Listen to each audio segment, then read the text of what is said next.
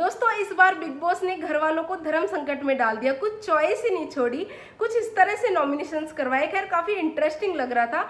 खैर इसकी चर्चा हम इस वीडियो में करेंगे। वीडियो में आगे बढ़ने से पहले मैं आप सभी से रिक्वेस्ट करना चाहूंगी कि अगर आप बिग बॉस से रिलेटेड न्यूज देखना चाहते हैं तो हमारे चैनल को सब्सक्राइब जरूर कर लें और बेल आइकन को जरूर प्रेस करें ताकि आगे आने वाले वीडियोज के नोटिफिकेशन आपको सबसे पहले प्राप्त हो सके।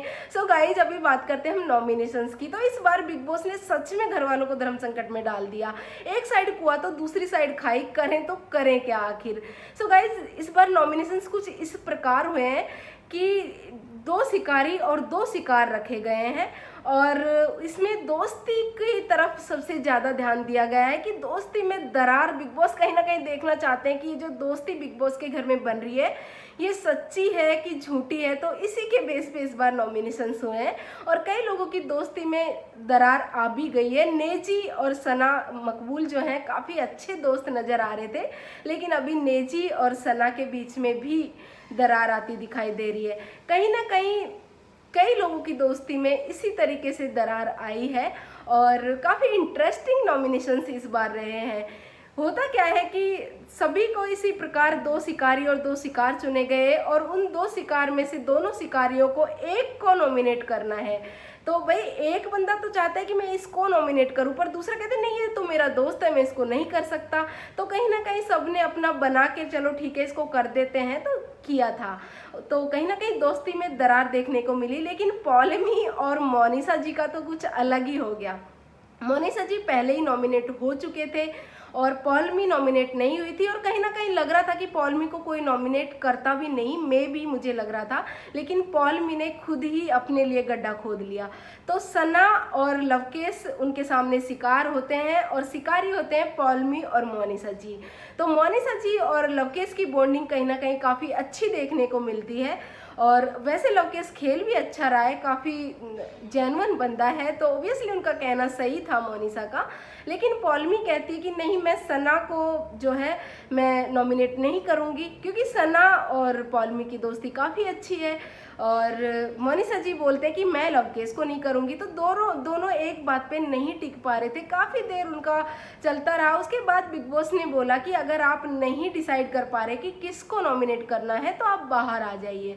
तो दोनों बाहर आ जाते हैं। उसके बाद दोनों बिग बॉस अनाउंस करते हैं कि जो इनके शिकारी हैं उनके शिकार थे सना और लवकेश, वो दोनों सेफ रहेंगे क्योंकि इनके जो शिकारी हैं वो शिकार नहीं कर पाए, तो उन दोनों को सेफ जोन में डाल देते हैं बिग बॉस। तो कहीं ना कहीं दोनों खुश हो जाते हैं। मोनिसा जी हालांकि पहले ही नॉमिनेट हो चुके थे और पॉलमी नॉमिनेट नहीं हुए थे। उसके बाद बिग बॉस अनाउंस करते हैं, लेकिन जो शिकारी शिकार नहीं कर पाए तो अब शिकारी को खुद शिकार होना पड़ेगा, तो यानी कि खुद नॉमिनेट होना पड़ेगा। तो इस तरह से बिग बॉस पॉलमी को नॉमिनेट कर देते हैं। तो उसमें पॉलमी को काफ़ी बुरा भी लग रहा था। पॉलमी रिग्रेट कर रही थी कि क्या यार मैं कर देती सना को तो अच्छा हो, तो मैं तो बच जाती।